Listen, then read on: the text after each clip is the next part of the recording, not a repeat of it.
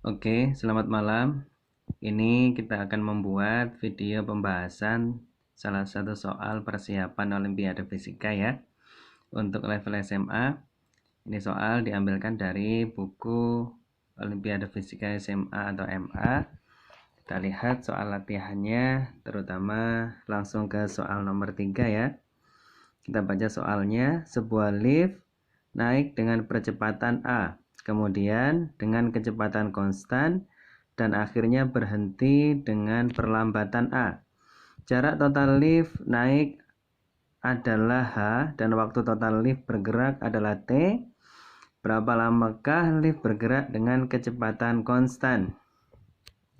Tadi soalnya sempat disalin di sini ya.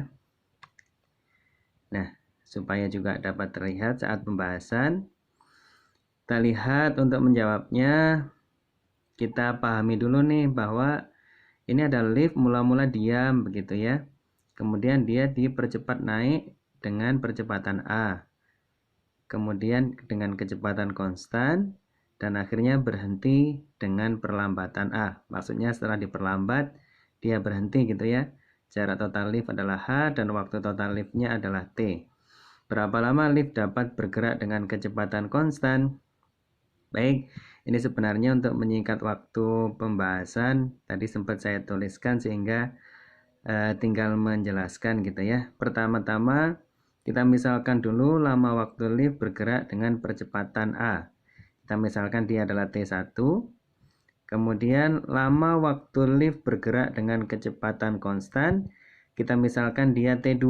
Berarti nanti yang ditanya adalah T2-nya. Dan gerak yang ketiga, lama waktu lift bergerak dengan perlambatan A, kita misalkan dia T3. Perhatikan, tadi dipercepat A T1, saat diperlambat dengan perlambatan yang sama, maka nanti pasti membutuhkan waktu yang sama juga ya, sehingga T3 itu sama dengan T1. Dan di sini waktu total lift bergerak adalah T, sehingga dari T1, T2, dan T3, T itu bisa dinyatakan sebagai T1 ditambah T2 ditambah T3 sama dengan T. Karena T3-nya sama dengan T1, maka T1 tambah T1 sama dengan 2T1 ditambah T2 sama dengan T. Sehingga T2-nya bisa kita dapatkan dengan persamaan T-2 T1. Kita namakan dia sebagai persamaan 1. Atau kita juga bisa menuliskan persamaan 1 itu dalam bentuk T1 sama dengan T-2 dibagi 2. Nah, berikutnya setelah dari persamaan waktu kita dapatkan persamaan apa nih? Persamaan jarak yang ditempuh. Jarak yang ditempuh lift saat dipercepat dengan percepatan A sebesar kita misalkan H1 ya. Di mana H1 itu kita menggunakan rumusan H1 sama dengan V0T plus setengah GT kuadrat ya. V0-nya 0 sehingga tersisa setengah GT kuadrat.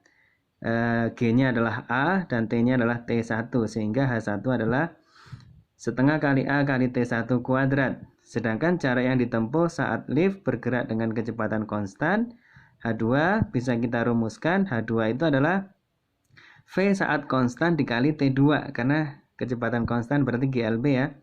Maka persamaan jaraknya adalah H2 itu V kali T2. Di mana V itu adalah kecepatan akhir saat mula-mula dia bergerak dari keadaan diam. Saat akan dipercepat tadi ya. Sehingga V0-nya adalah 0. Jadi di sini ini adalah 0. Nah, begitu. Sehingga tersisa adalah A dikali T1, yaitu V sama dengan A kali T1. Sehingga persamaan H2-nya bisa kita tuliskan sebagai V dikali T2, di mana V-nya A kali T1, sehingga H2 adalah A T1 dikali T2.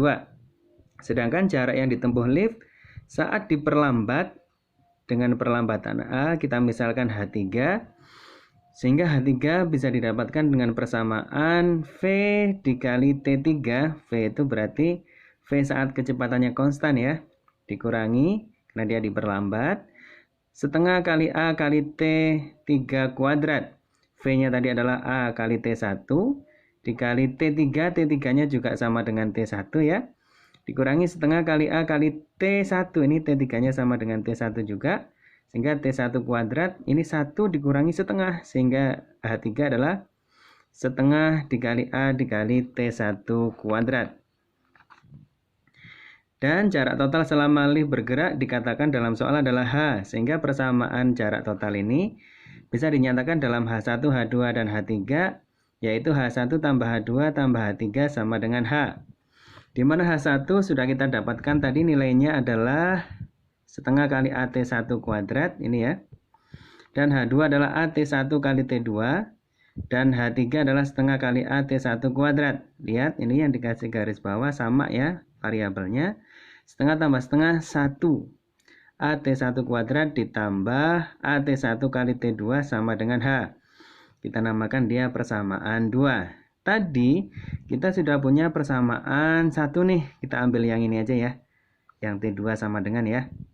Kita masukkan ke dalam persamaan 2 nih. Sehingga hasilnya AT1 kuadrat ditambah AT1.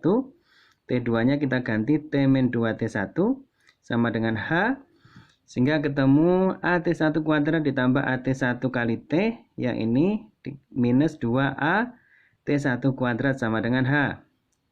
1AT1 kuadrat dikurangi 2AT1 kuadrat, hasilnya minus 1 AT1 kuadrat ditambah AT1T sama dengan H.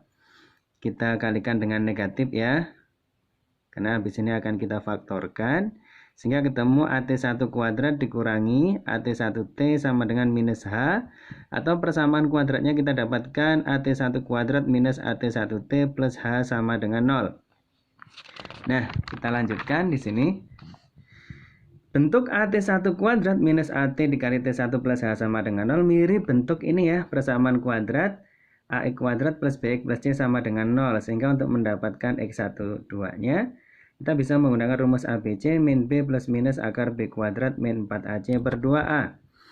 Di mana yang menjadi A adalah A itu sendiri, yang menjadi B adalah minus A kali T, yang menjadi C adalah H. Sehingga T12 ini maksudnya ya. Kita simpulkan T1 saja. Sehingga min B berarti minus A kali T plus minus akar B kuadrat minus A kali T. Nah di sini karena dikuadratin plus ya. Oke, minus 4 kali A kali C. 4 kali A kali H gitu ya. Dibagi 2A. Oke. Ini bentuk yang di dalam akar yang tetap.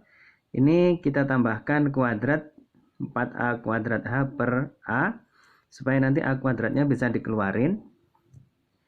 Menjadi begini. A kuadrat dikali dalam kurung T kuadrat minus 4H per A gitu ya.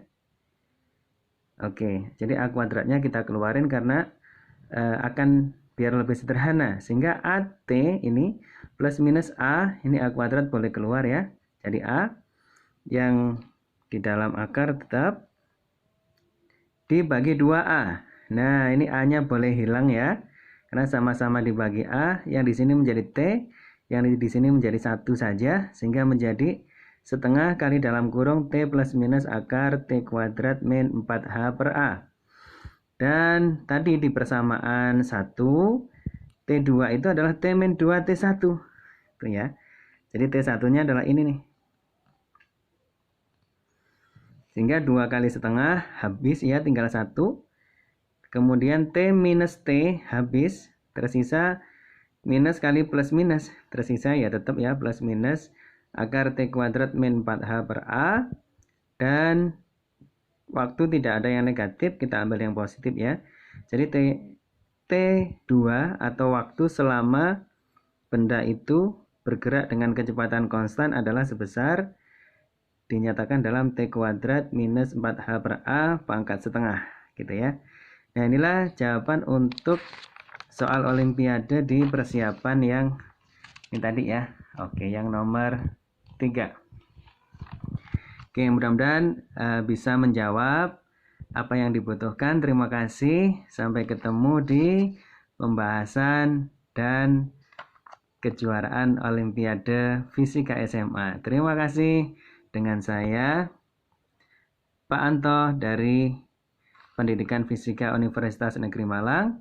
Selamat bergabung dengan pembinaan bersama murid-murid kami. Terima kasih.